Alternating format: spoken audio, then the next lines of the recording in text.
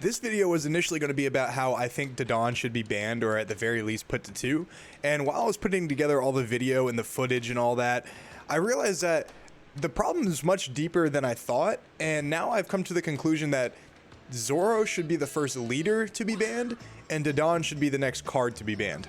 And here's why I say that. Zoro in set 1 was completely fair. He was a meta deck, yes. He was the third best deck behind Luffy and Kid.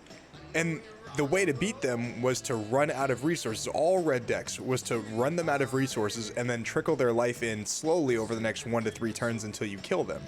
The problem is, ever since Dadan got released, along with Magra and Makino and Newgate, Zoro has a problem that not a lot of people talk about. These cards made Red switch from a rush deck to an infinite resource weenie deck that can attack for 5k or 7k 3 or 4 times a turn.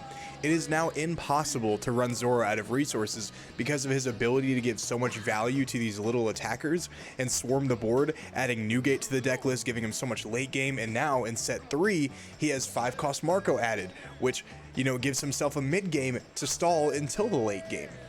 Zoro literally has no weaknesses. He has access to cards like Round Table, Jet Pistol, Fire Fist, and plenty of ways to search them.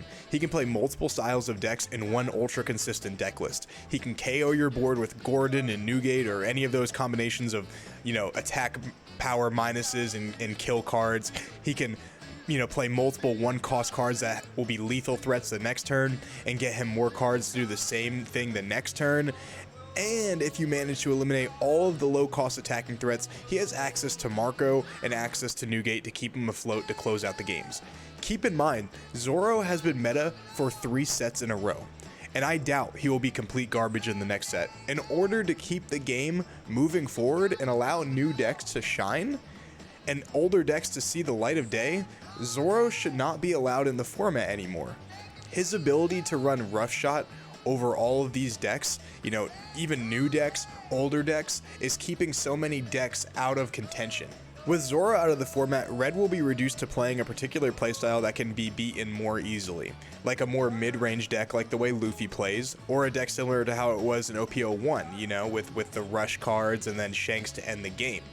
It will no longer be able to have infinite resources and allow those resources to be lethal attackers with 1 Dawn the next turn. It's too good, it's too consistent, it's too fast, and it's too easy. Now let's talk about Dadan. Dadan is being played in almost every single red deck in the game.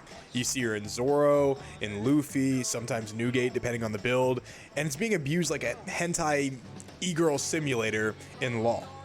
This one card is a literal +3.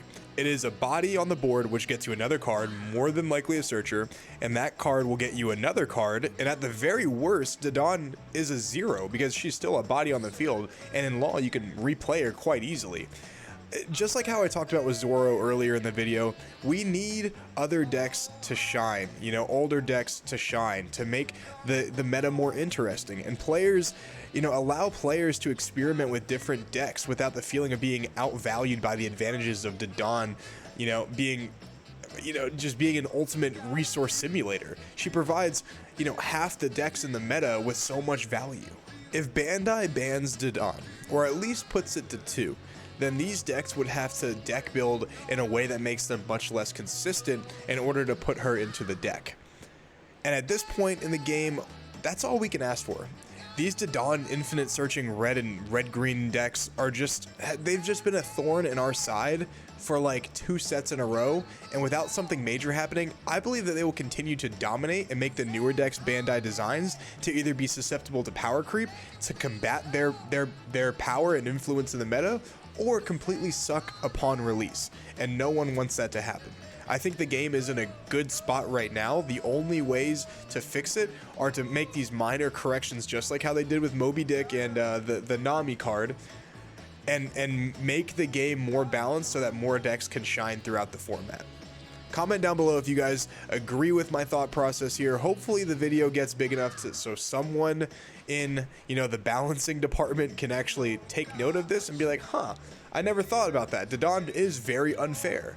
Hopefully that is the case. But hopefully, this won't go on too much longer and things will change and make Red just more compatible, because I think we're all, except red players, we're all pretty tired of it. Let me know what you guys think. Catch you guys on the next one. Peace.